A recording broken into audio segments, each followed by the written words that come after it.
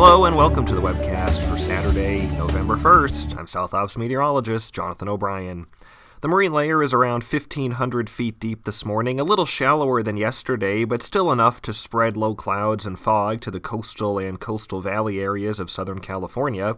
But it's another sunny start across the interior, and we should see the low clouds steadily erode this morning.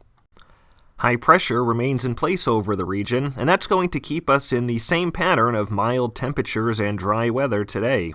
We've been on a gradual cooling trend west of the coastal slopes the past couple of days. However, the fact that the marine layer has stopped deepening is an indicator that that trend has come to an end, and in fact, as the general wind flow turns weakly offshore today, we'll actually warm back up a few degrees in most spots. Here's a look at the forecast highs. We'll see upper 70s and 80s in the valleys, and even approaching 90 in the warmest valleys of Southern California. Minimum humidity will be mainly in the 15 to 30% range today and for the next few days, but with some single digits and lower teens in the deserts and desert slopes. And as we've been discussing, while the general wind is a little more offshore today, the main story there is that the winds remain very light overall, and that too will continue to be the case for today and the next few days. High pressure is going to remain in place over the region through Tuesday, and that's going to keep the mild and dry weather going. By Wednesday, a Pacific trough will pass north of the region, which will temporarily signal the end of the high pressure's dominance. As that trough moves through, some precipitation will be likely during the midweek period over central California. But as you may have noticed on the upper air maps a second ago, the trough is pretty far north, and as a result, the bulk of the precipitation will likely remain to our north as well.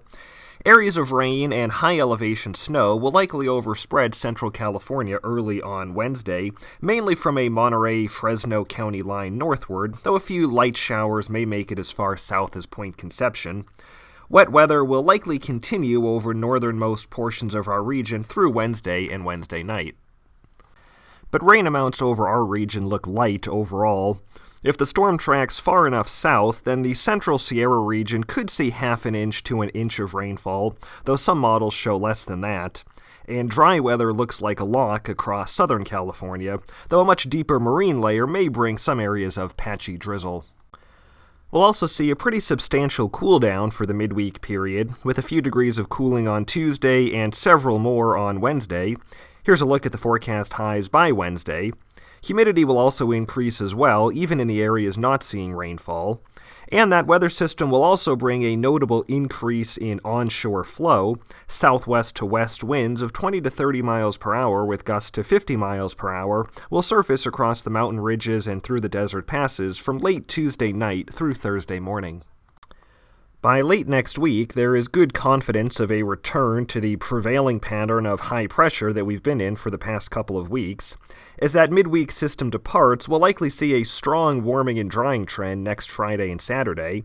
That will likely be accompanied by some breezy northwest to northeast flow as well, but right now it doesn't look like something that will be too problematic from a fire weather perspective. Dead fuel moistures will continue to drop through Monday or Tuesday, then begin to level out and in most cases increase midweek.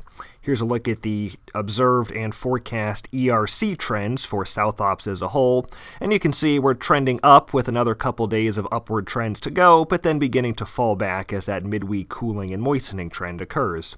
Ongoing green up and increased live fuel moistures continue to greatly limit fire potential overall, though the effects of this will continue to vary by location, elevation, and aspect until additional widespread rains occur.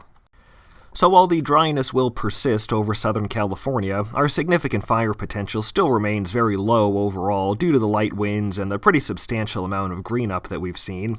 Some continued light initial attack is likely given the warm and dry weather, but spread potential should be very limited, and there are still no strong signals for any major offshore wind events over the next 10 to 14 days. That's it for today's webcast. Thanks for joining us. The next one will be on Sunday, November 2nd.